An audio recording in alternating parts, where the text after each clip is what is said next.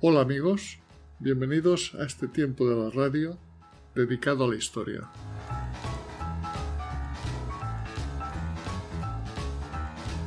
El cisma de Occidente, iniciado en el año 1378, constituye uno de los hechos más sobresalientes de la Baja Edad Media. Pero para España adquiere todavía mayor relieve al ser uno de sus protagonistas el aragonés don Pedro de Luna, el cual, sucediendo a Clemente VII, fue elegido papa en Aviñón con el nombre de Benedicto XIII el 28 de septiembre de 1394 y falleció en Peñíscola el 23 de mayo de 1423 en su 29º año de pontificado y con la asombrosa edad para la época de 95 años.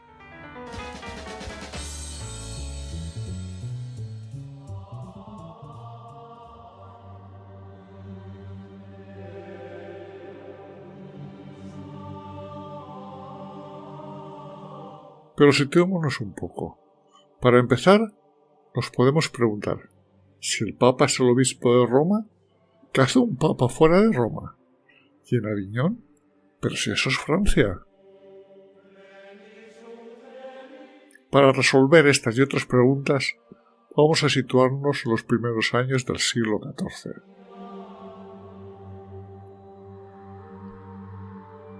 Esta historia empieza el 5 de junio de 1305, cuando fue elegido en el cónclave de Perusa como sucesor del Papa Benedicto X el arzobispo de Burdeos Bertrand de God.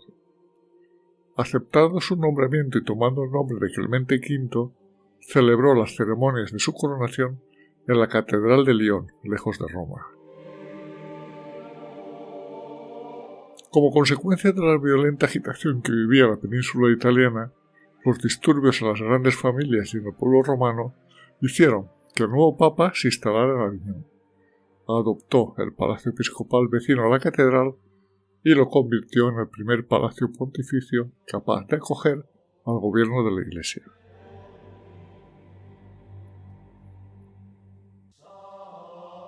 Con este papa se inicia una serie de pontífices que, aunque obispos de Roma, ejercieron desde la ciudad del Ródano la potestad apostólica hasta el momento en que Gregorio X decidió el traslado definitivo a su verdadera sede, Roma, donde fue recibido con gran alegría el 17 de enero de 1377. Entre Clemente V y Gregorio X, en un periodo que abarca prácticamente las 3/4 partes del siglo, se sucedieron 5 papas, todos ellos puestos allí de alguna manera por el rey de Francia. Y ello era, como siempre, por el poder y el dinero. No es que el papa tuviera una máquina de hacer dinero, pero sí la capacidad de nombrar cardenales, y estos sí que recibían dinero de sus feligreses, e incluso estipendios por indulgencias y demás bendiciones que podían realizar. De esta manera, muchas familias de la nobleza tenían asegurada su supervivencia cuando uno de sus vástagos era nombrado cardenal, puesto al que no era necesario ser presbítero, es decir, un cura, pues un diácono también era válido. Durante estas 3/4 partes del siglo hubo 2 hechos significativos. Uno fue la peste que asoló Europa entre 1347 y 1353. Fueron 6 años en los que las cifras más optimistas indican una mortandad de 1/3 de la población europea. El otro hecho fue el inicio de la Guerra de los 100 años, como se conoce actualmente entre Inglaterra y Francia, que se inició en 1377 y no finalizó hasta 1453. Guerra que, como todas las guerras, fue económica y que fue llamada en su momento como la Guerra del Vino o la Guerra de la Lana, pues en ella se dirimía qué país iba a dominar estos mercados.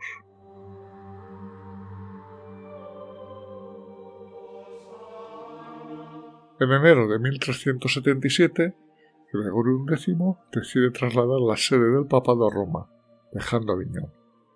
Las causas de esta decisión hay que buscarla en distintos aspectos, ya que por un lado había un conflicto entre los florentinos que deseaban acabar con todo lo que significaba influencia francesa en Roma, colocando al frente de la ciudad a 8 magistrados florentinos, y el propio Papa, que mediante una fuerza de mercenarios masacró Florencia, obligando a estos a mandar una embajada a Aviñón para obtener la paz, embajada en la que intervino a favor de los florentinos Santa Catalina de Siena.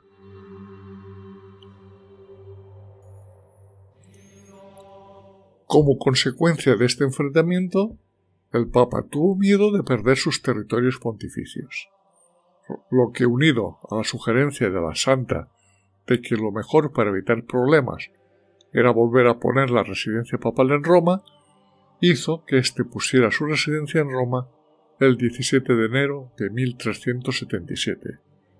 Y a diferencia de los papas anteriores, que habían residido en Roma, éste no residió en el Palacio de Letrán, sino que se designó su residencia fija en el Vaticano.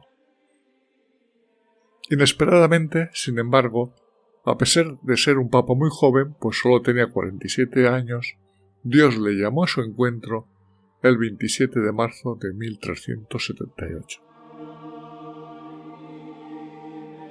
Y por aquí empieza a aparecer un personaje imprescindible para entender esto del cisma de Occidente. Y este es un aragonés de nombre Pedro de Luna.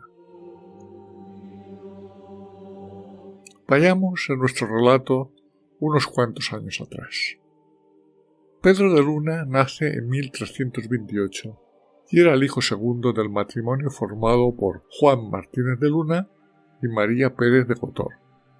No fue posible imponerle en el bautismo el nombre de su padre, pues éste correspondía al primogénito, Juan Martínez de Luna, y se le puso el nombre de un ilustre bisabuelo a quien llamaban Pedro el Viejo, que fue el que dio origen a una de las familias más nobles e importantes de Aragón. Como era costumbre en el siglo XIV, se reservaba el patrimonio para el primogénito. En consecuencia había que buscar medios de vida para los otros hijos, y así Pedro fue destinado al clero, y su hermana Contesina la encontramos años más tarde como superiora de las clarisas de Calatayud. Muy joven, Pedro fue enviado a Montpellier para iniciar sus estudios de bachiller, que se iniciaban a edad temprana. Fueron largos años los de su formación, llegando a licenciarse en Derecho, pasando, unos años después, a ser profesor en Montpellier. A partir de 1352 ya tenemos a nuestro protagonista en Aviñón, donde estaba la corte romana, que por cierto, a pesar de estar en Aviñón, seguía llamándose corte romana. En 1370, el recién elegido Papa Gregorio X toma la decisión de designar a Pedro de Luna como uno de sus colaboradores directos para temas relacionados con asuntos de los 4 reinos que componían la península ibérica: Castilla, Aragón, Portugal, Navarra. Ya anteriormente, Pedro de Luna había colaborado con el Papa anterior desde 1367 hasta su muerte en 1370. Pedro IV, que ha pasado a la historia como el ceremonioso, reinaba en Aragón e insistía constantemente ante el Papa Gregorio X en la necesidad de que hubiera un cardenal aragonés.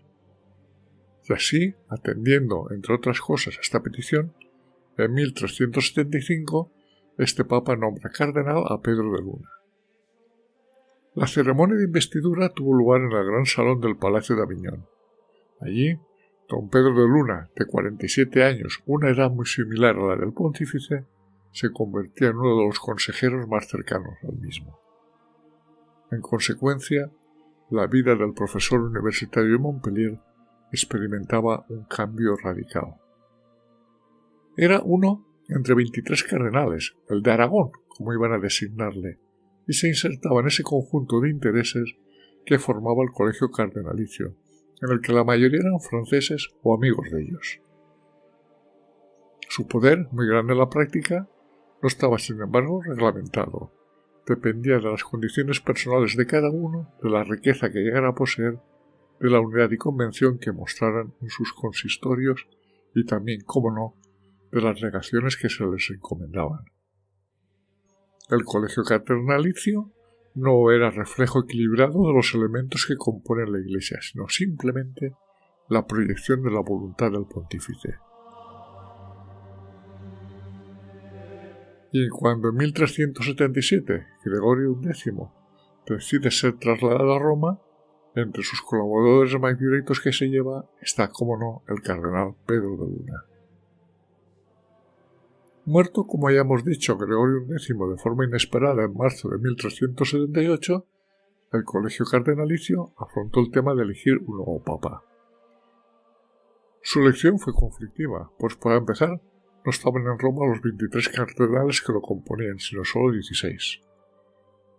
Los días que siguieron inmediatamente al fallecimiento del Papa fueron muy tensos.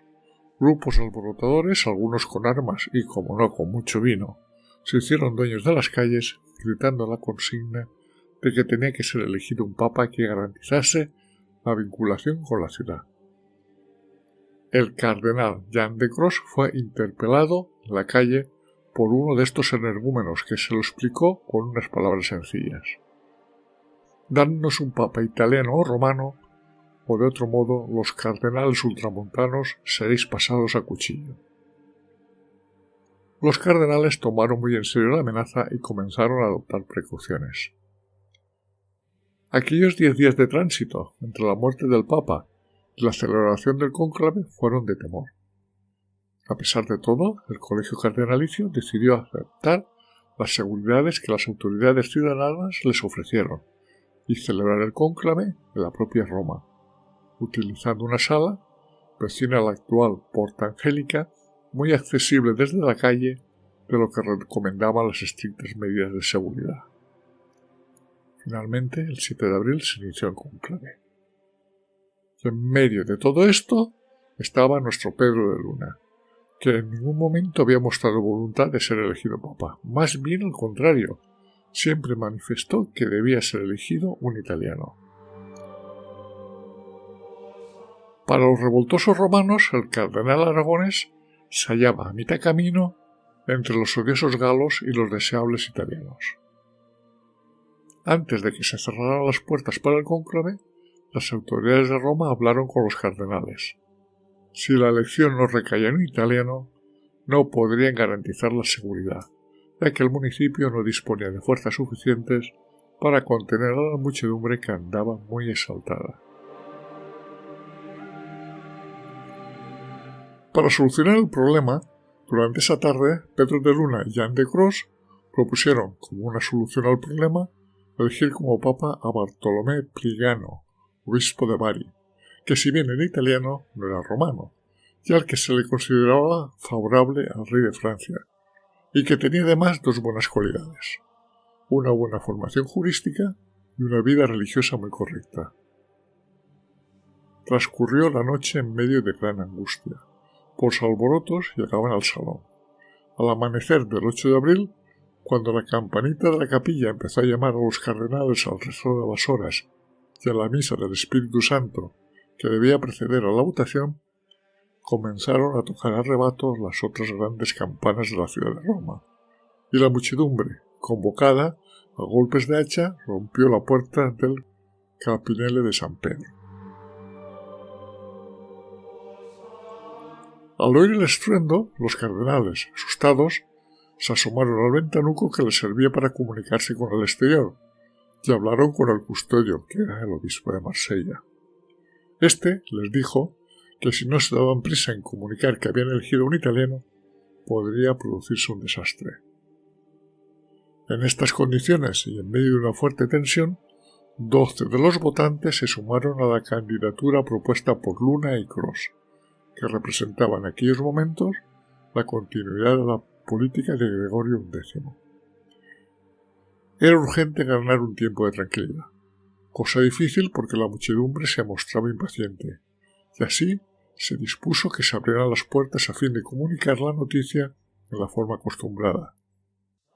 Pero en ese momento la muchedumbre invadió la sala con tales gestos y gritos que los purpurados, temiendo por su vida, huyeron. Alguien tuvo entonces la idea de dar el nombre de Talbesecchi, uno de los 4 cardenales italianos que había en el cónclave, al fin de calmar los alborotadores.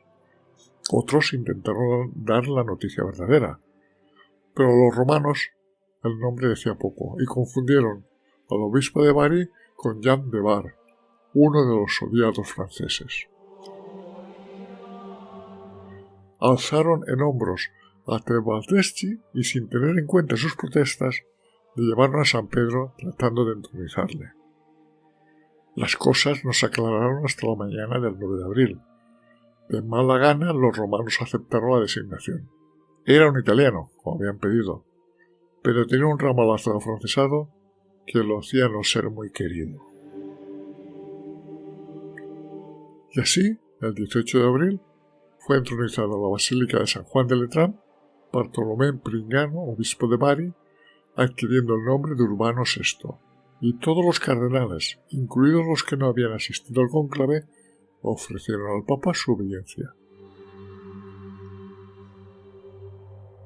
Examinando con detalle los sucesos narrados, se aprecian series irregulares en torno a este cónclave de abril de 1378. ¿Por qué el empeño de celebrarlo sin esperar la llegada de los ausentes que hubieran podido cambiar el sentido de la votación? ¿Realmente el pueblo condicionó el voto de los cardenales que, de no haber sido el correcto, hubieran puesto en juego su vida? Sin embargo, ¿son suficientes estas apreciaciones para apoyar la tesis posterior que declaraba inválida la elección? Como sucede en todos los casos semejantes, las opiniones se dividen. Así, las cosas, el nuevo Papa se puso a trabajar desde el mismo día siguiente al de su entronamiento. El 19 de abril reunió en uno de los grandes salones del Vaticano a los cardenales y altos funcionarios de la curia, anunciándoles su propósito de emprender cuanto antes una reforma, que la misma debía comenzar por sus miembros, limitando de alguna manera a los cardenales de sus copiosas rentas. En días posteriores también propuso la limitación del poder y la influencia que habían llegado a poseer los mismos.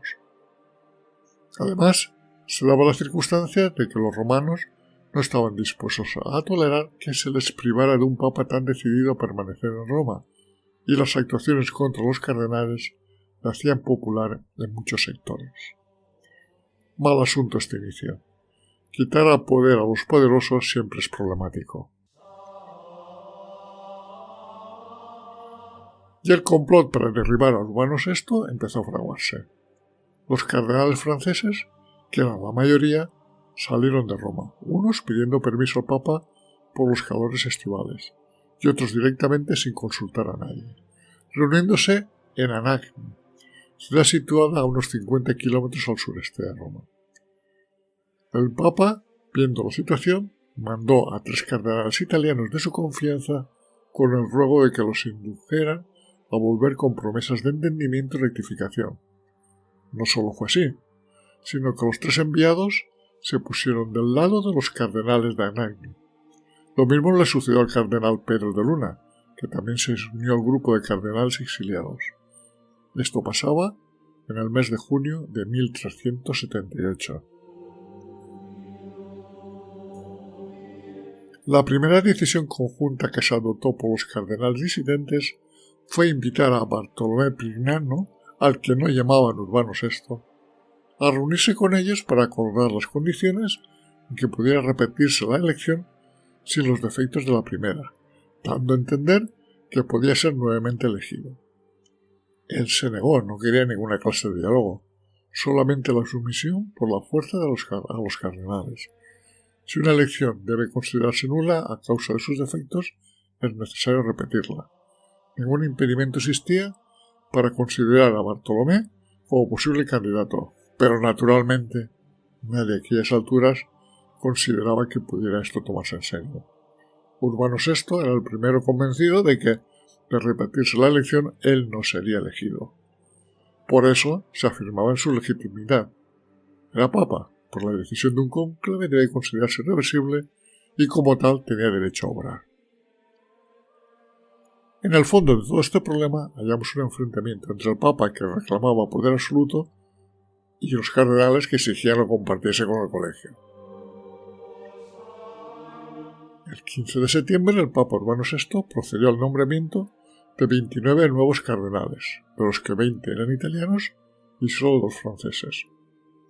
No se trataba, pues, de remodelar el colegio cardenalicio, sino de construir uno nuevo. De modo que, antes de que hubiera 2 papas enfrentados, existían 2 colegios cardenalicios dispuestos a hacerse recíprocamente la guerra. Como las cosas se estaban complicando, los cardenales disidentes solicitaron amparo a Juana I de Anjou, reina de Nápoles, la que les ofreció la fortaleza de Fondi, ubicada en la ciudad de Nápoles, a donde se desplazaron. Y una fuerte corriente de opinión surgió entonces. Urbano VI había roto la legitimidad de ejercicio haciendo una promoción de cardenales sin consistorio y quebrantando las normas dadas por anteriores pontífices que limitaban el número de miembros del colegio, ya que en aquellos momentos eran 51 las personas que a sí mismas se titulaban cardenales. En Fondi, el 20 de septiembre de 1378, los cardenales disidentes que participaron en la elección de abril y otros que estuvieron entonces ausentes, repitieron la elección, escogiendo a Roberto de Ginebra como papa, que tomó el nombre de Clemente VII. La preferencia por esta candidatura puede explicarse teniendo en cuenta que aportaba un ejército y era opinión de los cardenales que la forma urgente y expedita de resolver el problema era apoderarse de Roma dispersando a los partidarios de Urbano. Todos los cardenales asistieron a la ceremonia de su consagración que tuvo lugar el 31 de octubre en Fondi. Don Pedro de Luna se convirtió en uno de los principales miembros del Consejo del nuevo Papa, ya que de él se esperaba el apoyo de los reinos hispanos. Era inevitable cierto desconcierto entre las naciones de la cristiandad. Primero se le había comunicado la elección de Urbano VI, con quien los reyes y príncipes establecieron contactos. Ahora se les decía que Clemente VII era el verdadero papa. Se encontraban en una situación en que más que una otra cosa podía calificarse de perplejidad. ¿Cuál de ambos era legítimo? Imposible responder a esta pregunta. Urbano y Clemente fueron conscientes de que sus respectivas victorias dependían ahora del respaldo que fueran capaces de obtener de aquellos soberanos temporales. No es muy correcto definir este lamentable episodio como cisma de Occidente, ya que no se produjo la división entre dos iglesias, y menos una divergencia doctrinal. Era una única iglesia católica, pero en la que 2 personas asumían simultáneamente el pontificado, negando cada uno a su adversario cualquier legitimidad. Clemente VII realizó varios intentos infructuosos de apoderarse por las armas de Roma. De no conseguirlo, hubo de refugiarse en Nápoles y finalmente dirigirse a Aviñón, donde llegó el 20 de junio de 1379. La sumisión de las grandes potencias del momento a los 2 papas era la siguiente. Italia y Alemania eran partidarios de Urbano VI y Francia e Inglaterra de Clemente VII. Para romper el equilibrio, Pedro de Luna fue enviado a los reinos hispanos, consiguiendo que fuera reconocido Clemente VI como papa por parte de Castilla y Aragón, y finalmente Navarra, que lo hizo el 6 de febrero de 1390.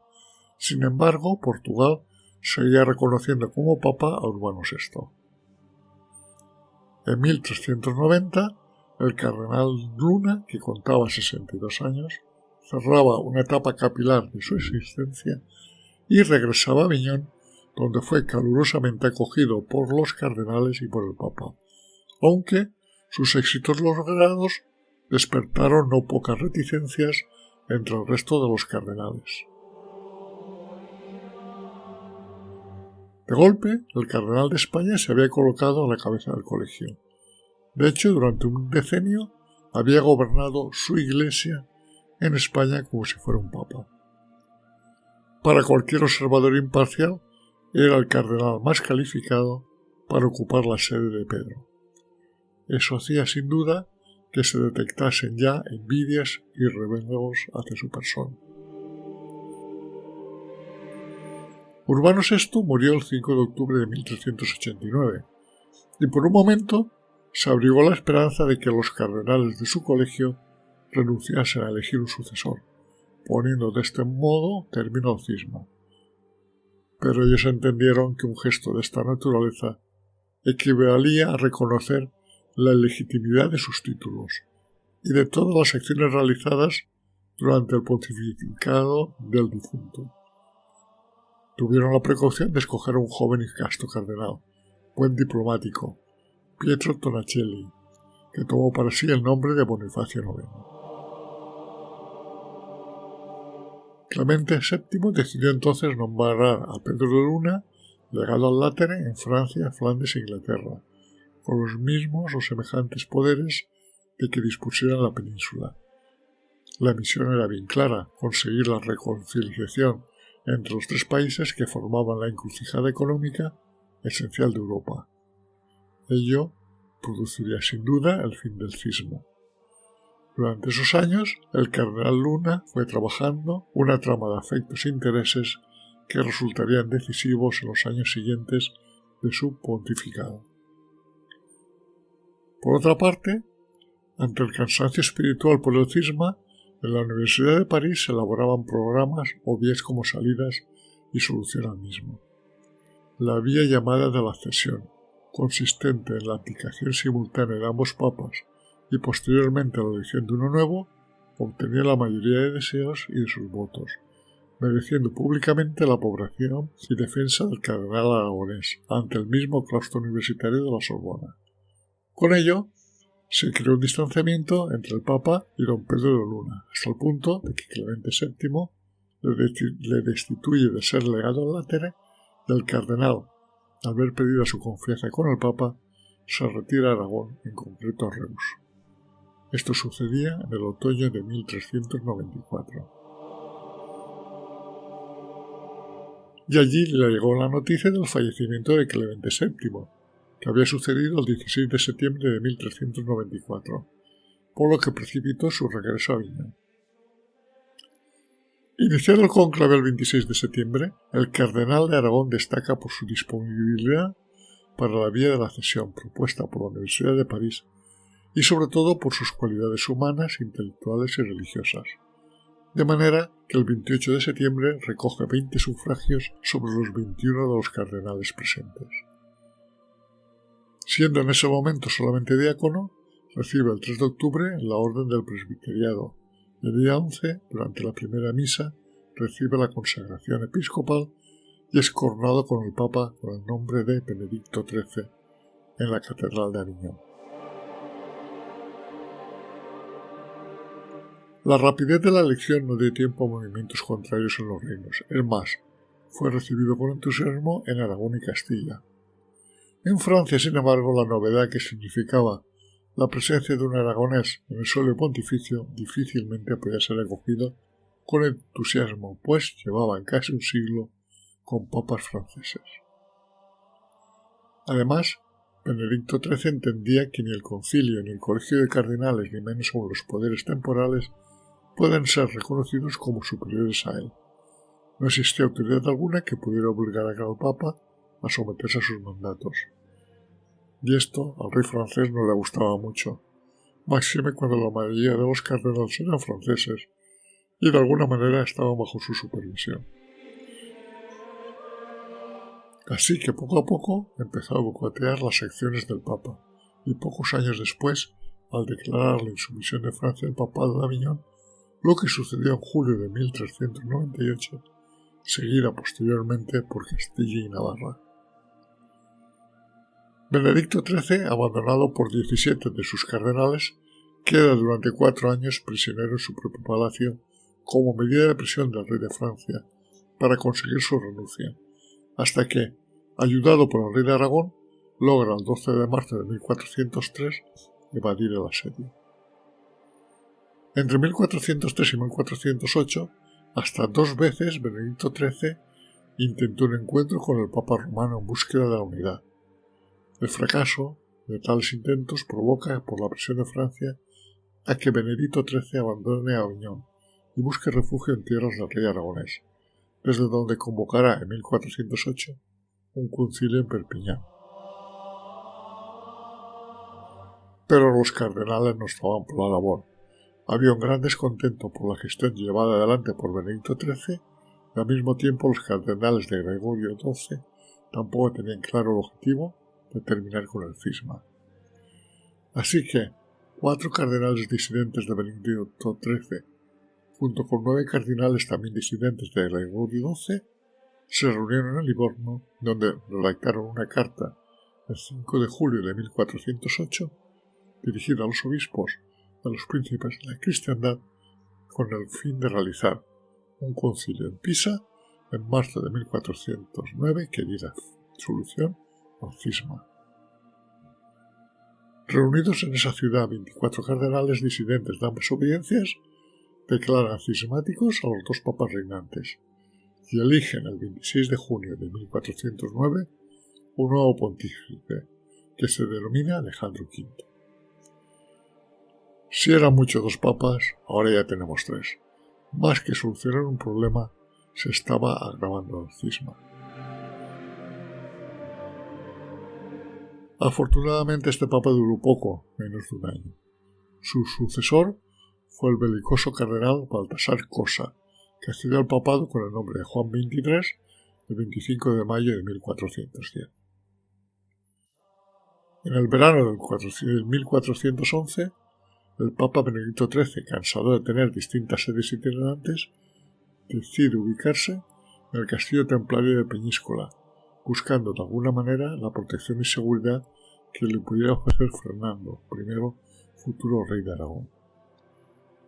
Con el fin de solucionar principalmente el problema del cisma, recordemos que hay 3 papas dando vueltas para una sola iglesia, Segismundo, que era el emperador del Sacro Imperio Romano Germánico, apoyado por diversas universidades y por las ciudades de Florencia y Nantes, convoca el Concilio de Constanza, que duró desde el 5 de noviembre de 1414 hasta el 22 de abril de 1418. Durante el concilio, Juan XXIII, segundo papa surgido tras el concilio de Pisa, renunció a su papado en mayo de 1415. El papa Gregorio XII muere unos meses después, en julio de 1415. Ya solo quedaba un papa de los 3, Benedicto XIII. Se vuelven a iniciar gestiones para la renuncia de este, pero esta no se consigue, por lo que el concilio decide condenarlo por cismático el 26 de julio de 1417, y unos meses después da por zanjado el cisma, nombrando como único y verdadero papa a Martín V en el mes de noviembre de ese año. Con esta elección se marcaba un nuevo rumbo a toda la Iglesia, que afectaría definitivamente a Benedicto XIII.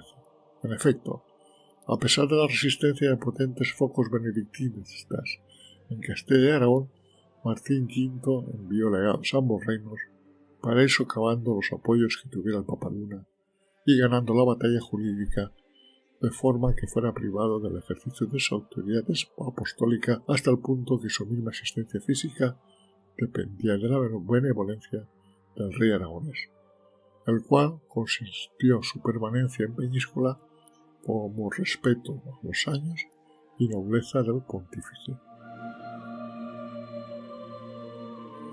Sin embargo, aún abandonado de todos, seguiría fiel a sí mismo, superando con entereza todas las contrariedades y dando idéntica respuesta a cualquier misiva o enviado, solicitando su renuncia, la de quien se consideraba depositario de la verdad y tabla de salvación para la Iglesia, cuya continuidad procurará asegurarse con la creación, el 26 de noviembre de 1422, de 4 nuevos cardenales, 2 franceses y 2 aragoneses.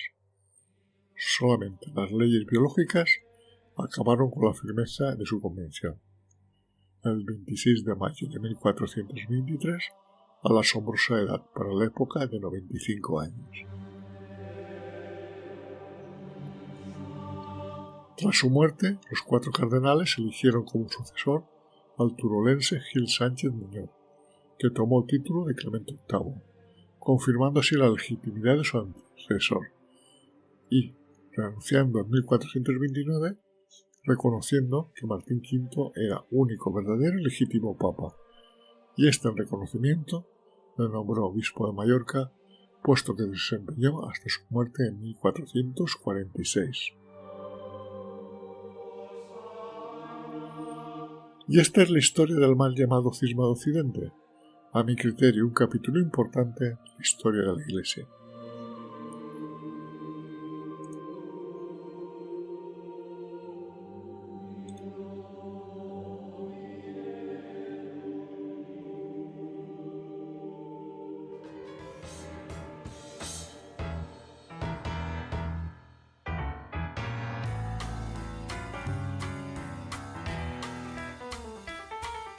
Si estás interesado en otros temas de historia, nos puedes seguir en YouTube en el canal Desde mi Retiro y en iVoox, Spotify y Google Podcast en el canal Un poco de Historia. Este proyecto radiofónico, creado desde mi retiro en la España profunda, es una realización, para bien o para mal, de José Luis García, ciudadano del mundo.